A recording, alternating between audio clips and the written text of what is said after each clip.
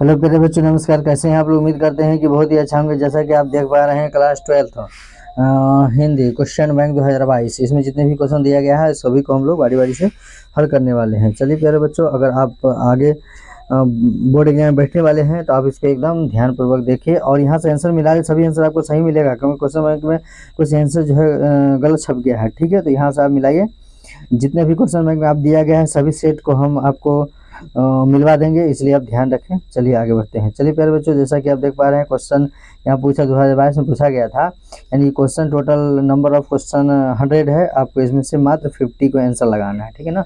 50 answer सही करना है, लेकिन हमें अभी आप लोग को हम पूरा यहाँ पर 100 क्वेश्चन का आंसर यानी कि आप राइट सही मिलाएंगे। चलिए देखते हैं। जैसा कि आप देख पा रहे हैं यहाँ पहला क्वेश्चन पूछा गया था कि मिलानसार शब्द, ठीक है, यहाँ पर क्या है मिलानसार शब्द, मिलानसार शब्द में प्रत्यय है क्या, ठीक है, प्रत्यय आप पढ़े होंगे, ठीक है। चलिए देखिए तो मिलानसार शब्द में कौन सा प्रत्यय है, तो मिलानसार शब्द में यहाँ पर ये आपका सार प्रत्यय हो जाता है, ठीक है। चलिए आगे बढ़ते हैं। जैसे कि आप देख पा रहे हैं क्वेश्चन नंबर 2, जैसे इसमें पूछा रहा है निर्भय शब्द में कौन सा उपसर्ग है, ठीक है। तो देखिए कितना आसान पूछ रहा है, निर्भय शब्द में कौन सा उपसर्ग है, तो ये आपका हो जाएगा ऑप्शन नंबर ए, निर उपसर्ग लगा हुआ है, ठीक है। चलिए आगे बढ़ते हैं। जैसा कि क्वेश्चन 3 पूछ रहा है निम्न में सर्वनामिक विशेषण का उदाहरण कौन है, ठीक है ना। तो सर्वनामिक विशेषण का इसमें उदाहरण है आपका ये ऑप्शन नंबर सी, 4 गज मलमल, ठीक है। आगे बढ़ते हैं। जैसा क्वेश्चन नंबर 4 देखिए आप लोग, इसे पूछा रहा है कि वह घर से बाहर आया किस कारक का उदाहरण है, ठीक है ना। क्वेश्चन नंबर 4 किस कारक का उदाहरण है, तो कुछ नहीं, आप इसमें आंसर लगाइए सीधा, ये आपका है अपधान कारक, ठीक है। आगे बढ़ते हैं। जैसा क्वेश्चन नंबर 5, इसमें देखिए सोना, यानी कि यह क्या है, धातु है। शब्द कौन लिंग है, ठीक है, इसमें से बताना है कि यह कौन सा लिंग है, ठीक है। तो ऑप्शन नंबर इसका डी हो जाएगा, पुल्लिंग हो जाएगा, ठीक है। चलिए आगे बढ़ते हैं। जैसे क्वेश्चन नंबर 6, इसमें पूछा जा रहा है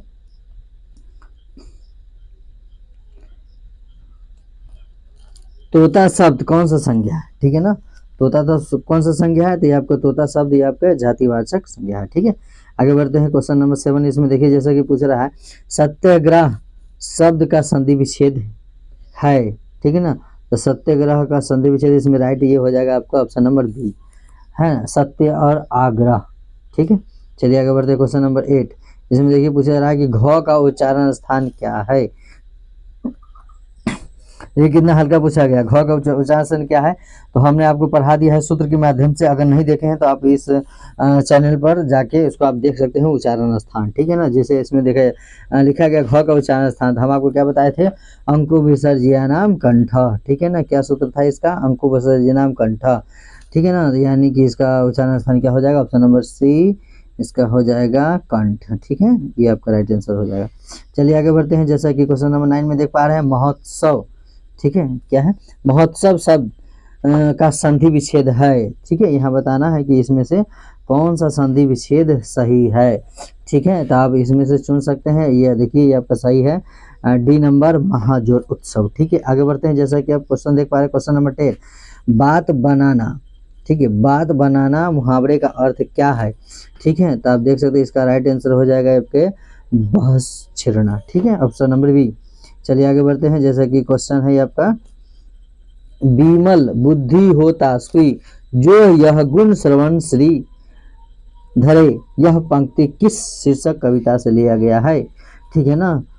तो ये आपका हो जाएगा राइट आंसर, इसका ऑप्शन नंबर डी, छपा से, ठीक है। आगे बढ़ते हैं। जैसा कि क्वेश्चन देखिए आगे, शिवराज भूषण में कितने अलंकारी का निरूपण हुआ है, ठीक है ना। तो ये आपका है 105, ठीक है। आगे बढ़िए। जैसे क्वेश्चन देखिए अगला है कि चिंतामणि त्रिपाठी और मोतीराम भूषण के कौन थे, ठीक है ना। तो ये क्या थे, उनके भाई के रूप में थे, ठीक है। आगे बढ़िए। जैसे चलिए यहाँ देख पा रहे हैं, जैसा कि क्वेश्चन नंबर 14 है, इसमें पूछा जा रहा है कि तितली, यहाँ देख सकते हैं तितली, देख सकते हैं तितली, तितली, सॉरी यहाँ देखिए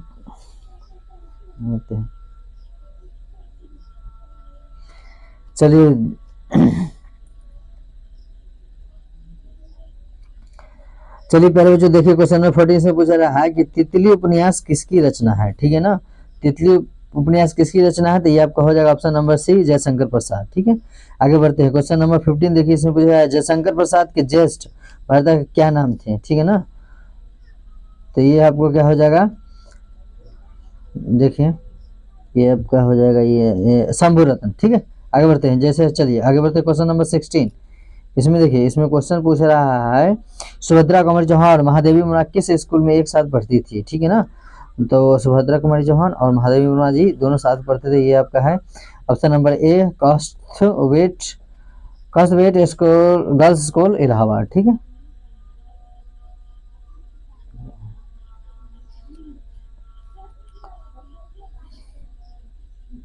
चलिए यहाँ देखिए क्वेश्चन नंबर 16, इसमें पूछ रहा है कि सुभद्रा कुमारी चौहान और महादेवी वर्मा किस स्कूल में एक साथ पढ़ती थी, ठीक है। तो वो जो है दोनों एक साथ पढ़ती थी, आपका ऑप्शन नंबर ए हो जाएगा कास्टवेट गर्ल्स स्कूल इलाहाबाद, ठीक है। आगे बढ़ते हैं, चलिए आगे देखिए क्वेश्चन नंबर 17, ये पूछ रहा है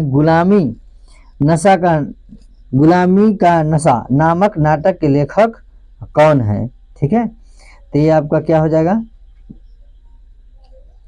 बताइए, है ना। ये आपका ऑप्शन नंबर बी है,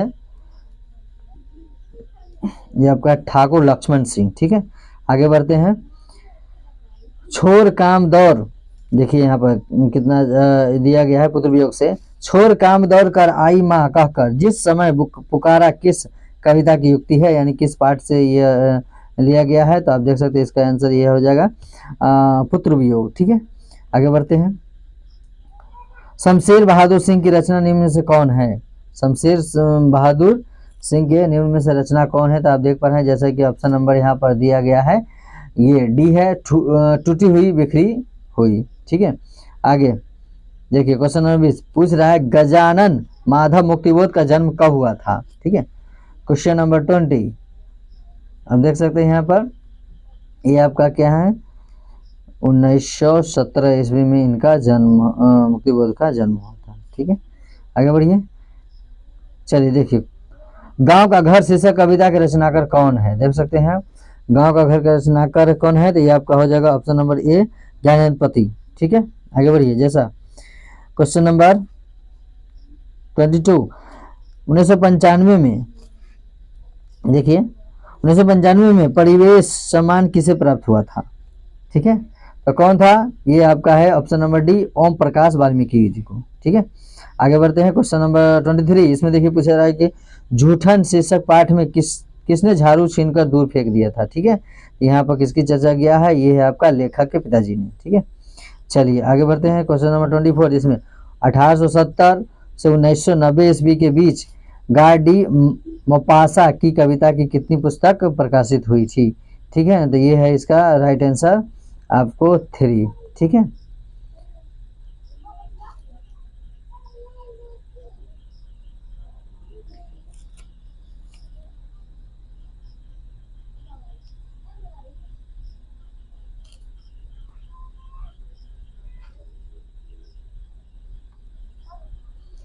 चलिए आगे बढ़ते हैं, जैसे 24 में दिया गया है कि 1870 से 1990 ईस्वी के बीच गाय डी मोपासा की कविता की कितनी पुस्तक प्रकाशित हो गई थी, ठीक है ना। तो आप देख सकते हैं यहाँ पर उनका था, ये आपका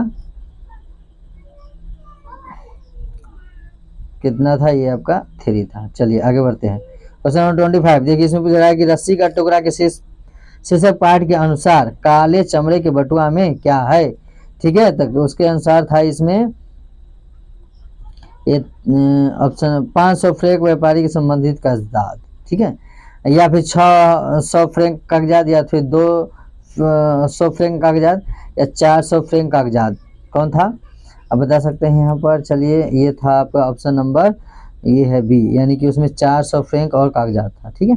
आगे बढ़ते हैं क्वेश्चन नंबर 26 इसमें देखिए कारमेन के पहले कितने बच्चे को खो चुकी थी, ठीक है। तो कारमेन में उसके कितने बच्चे खो गई था, तो उसका राइट आंसर है इसमें क्या 3, ठीक है। आगे बढ़ते हैं, चलिए ज का उच्चारण स्थान क्या है, ये आपको हम अभी बता दिए हैं। चलिए इतना हम लोग इसको पढ़े थे सूत्र के माध्यम से। तो ये आपका हो जाए इचु या नाम तालु है ना, इसमें क्या आ गया, चवर्ग आ गया, च यानी कि इसमें ज आ गया, ठीक है। तो ये आपका होगा ये इचु या नाम तालु, ठीक है, ये वाला आंसर हो जाएगा इसका। आगे बढ़ते हैं, जैसा कि आप देख पा रहे हैं क्वेश्चन नंबर 28, कवर्ग चवर्ग टवर्ग तवर्ग पवर्ग किस व्यंजन के अंतर्गत आते हैं। तो आप बता सकते हैं एकदम 28 क्या होगा, आप देख सकते हैं ये आपका हो जाएगा ऑप्शन नंबर सी स्पर्श व्यंजन, ठीक है। चलिए आगे बढ़ते हैं 29 में निरोग शब्द का संधि विच्छेद है, ठीक है। तो देख सकते हैं ये आपका हर एक बार लगभग हर एक एग्जाम में पूछे जाते हैं, इसलिए आप लोग इसको ऐसे सबको एकदम प्रैक्टिस कर ही लीजिए तो अच्छा ही रहेगा, ठीक है ना। ये ऑप्शन नंबर इसका हो जाएगा डी, ठीक है, ऑप्शन नंबर इसका हो जाएगा डी नहीं जोड़ो, ठीक है। आगे बढ़ते हैं, जैसा कि आप क्वेश्चन दे पा रहे हैं 30 ये पूछ रहा है निम्न में से शुद्ध शब्द कौन है, ठीक है। तो आप देख सकते हैं यहाँ पर शुद्ध शब्द इसका हो जाएगा तत्व, ठीक है। आगे बढ़ते हैं, जैसे विंध्याचल शब्द संज्ञा है ऐसा पूछा जाएगा, ठीक है। 31 में विंध्याचल शब्द संज्ञा है, ये आपका हो जाएगा क्या व्यक्तिवाचक संज्ञा, ठीक है। आगे बढ़ते हैं क्वेश्चन नंबर 32 मुंह शब्द लिंग है, ठीक है ना। मुंह शब्द लिंग है, तो ये मुंह शब्द क्या लिंग है, तो ये आपका पुल्लिंग है, ठीक है। आगे बढ़िए क्वेश्चन नंबर 33 साया शब्द है, ठीक है, साया शब्द है तो क्या है, आप देख सकते हैं ये आपका तद्भव है, ठीक है। क्या हो जाएगा आपका तद्भव, ठीक है। आगे बढ़िए, देखिए क्वेश्चन नंबर 35 इनमें संबोधन कारक का विभक्ति चिन्ह कौन है इसमें से, ठीक है। तो संबोधन कारक का विभक्ति चिन्ह कौन है, तो ये आपका है यहाँ पर देखिए ऑप्शन नंबर सी अरे, ठीक है। आगे बढ़ते हैं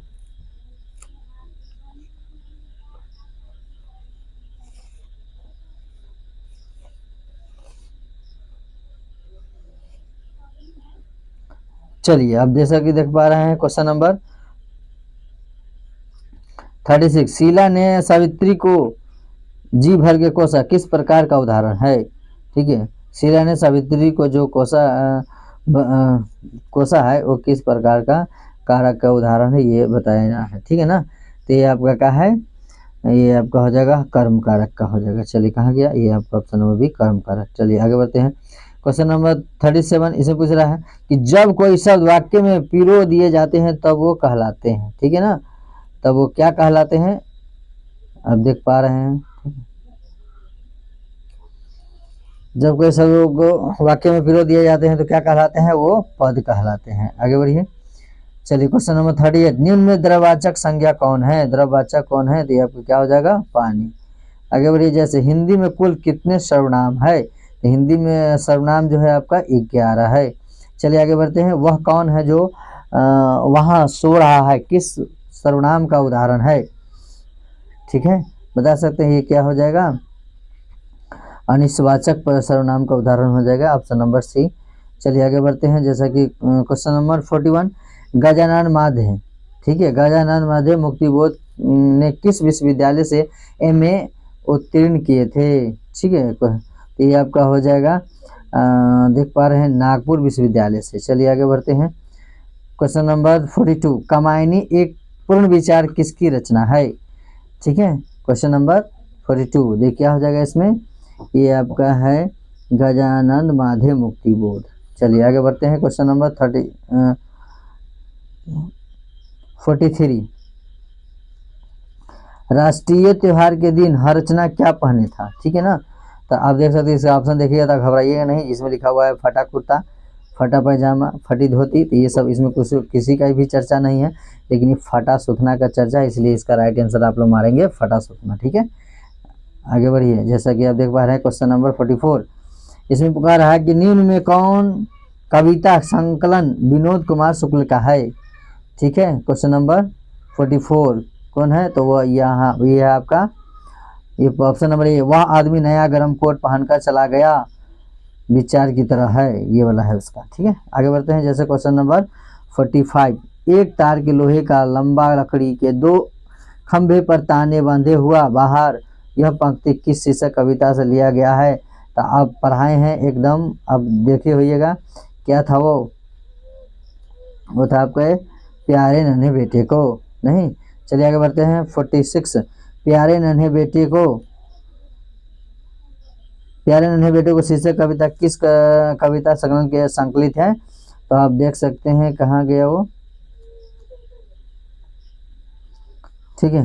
क्वेश्चन नंबर 46 ये किससे लिया था? ये था इसका, ये आपका हो जाएगा सी लाहौर, ठीक है। आगे बढ़िए। क्वेश्चन नंबर 77, क्वेश्चन नंबर 47 इसमें पूछा जा रहा है कि अशोक वाजपेयी का जन्म कब हुआ था? ठीक है ना। तो अशोक वाजपेयी का जन्म आपको ये है 16, ठीक है ना, ये आपका 16 जनवरी 1941, ठीक है। चलिए क्वेश्चन नंबर 48 इसमें देखिए पूछा जा रहा है पेड़ पर कमर का अनुवाद किस भाषा में हुआ है? पेड़ पर कमर का अनुवाद मतलब किस भाषा में उसको लिखा गया है, इसको बताना है, ठीक है। क्वेश्चन नंबर 48, ठीक है। तो ये है आपका इतावली भाषा में, कहाँ गया? चलिए ये है आपका इतावली भाषा में। चलिए क्वेश्चन नंबर 49 इसमें पूछा जा रहा है कि भगत सिंह का संपूर्ण परिवार क्या थे? ठीक है। तो भगत सिंह के संपूर्ण परिवार थे वो स्वाधीनता सेनानी थे। चलिए आगे बढ़ते हैं। क्वेश्चन नंबर 50 इसमें पूछा आत्महत्या एक घृणित अपराध है पर यह पूर्णतः कायरता का कार्य है, यह कथन किसकी है? ठीक है, हम देख सकते हैं।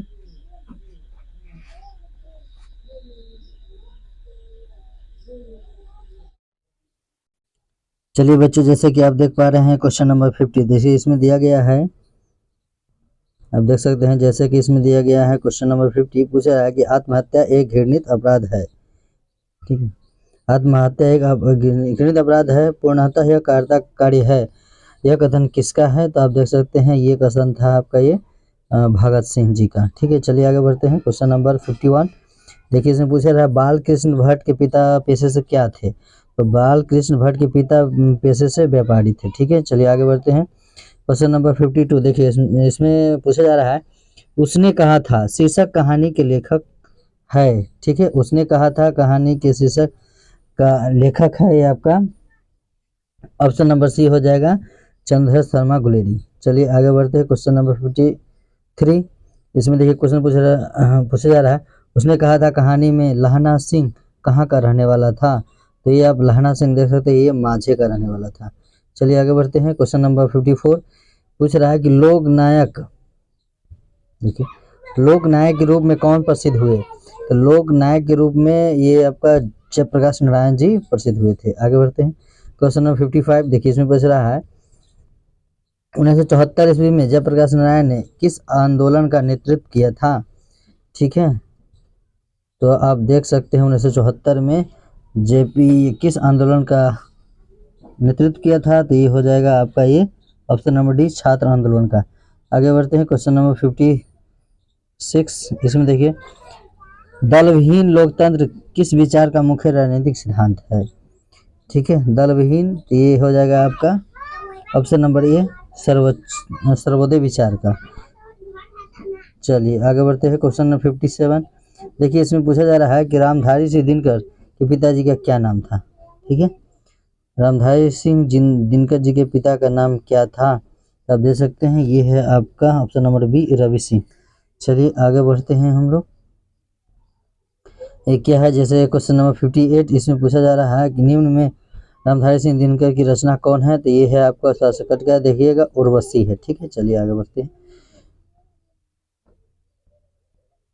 चलिए देखिए बच्चे आगे हम लोग देखिए क्वेश्चन नंबर 70 आगे बढ़िए। देखिए इसमें पूछा जा रहा है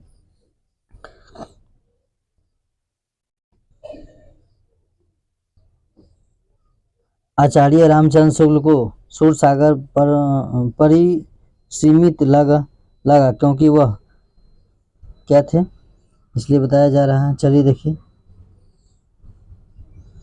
ये आपका है गीत काव्य, क्या हो जाएगा इनका? गीत काव्य, क्या है? गीत काव्य। आगे बढ़ते हैं। क्वेश्चन नंबर 71 इसमें पूछा रहा है सच्चिदानंद हीरानवाद से आज्ञा का जन्म कब हुआ था? ठीक है, तो इनका जन्म है 7 मार्च 1911 को हुआ था। आगे बढ़ते हैं क्वेश्चन नंबर 72। जैसी ने अपनी आंख का तुलना किससे की है? ठीक है, तो जैसी जी ने अपनी आंख का तुलना दर्पण से किया है। चलिए आगे बढ़ते हैं क्वेश्चन नंबर 73। देखिए, निम्न में कौन कृति जैसी में की नहीं है? निम्न में से कौन कृति जैसी की नहीं है? ठीक है ना, जैसे कि कौन नहीं है इसमें से, तो आप देख सकते हैं हो जाएगा इसका, ये है ऑप्शन नंबर डी, भक्तमाल। ठीक है, आगे बढ़ते हैं क्वेश्चन नंबर 74। राधा रसकेली किसकी रचना है? ठीक है, 74 राधा रसकेली है आपका सूरदास के।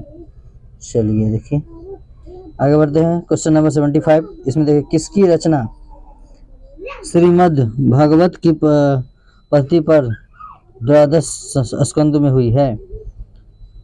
चलिए देख सकते हैं, ये है आपका सूर सागर की, ऑप्शन नंबर बी। चलिए आगे बढ़ते हैं क्वेश्चन नंबर 76। तुलसीदास के दीक्षा गुरु कौन थे? तो कौन थे उसका, ये था आपका ऑप्शन नंबर सी, नरहरि दास। आगे देखिए, निम्न में कौन रचना तुलसीदास के है? ठीक है, इसमें से कौन रचना तुलसीदास की है? तो आप देख सकते हैं ये है आपका दोहावली। ठीक है, ऑप्शन नंबर डी। अगला देखिए, हनुमान बाहुक रचना किसके छंदों की है? हनुमान बाहुक रचना कितने छंदों की है? ठीक है, तो ये आपका है, ये हो गया आपका 44 छंदों की है। चलिए आगे बढ़ते हैं क्वेश्चन नंबर 79। रामचरितमानस निम्न में से क्या है? ठीक है, गीति काव्य है, महाकाव्य है, खंड काव्य है, या इनमें से कोई नहीं है? ठीक है, तो ये आपका हो जाएगा महाकाव्य।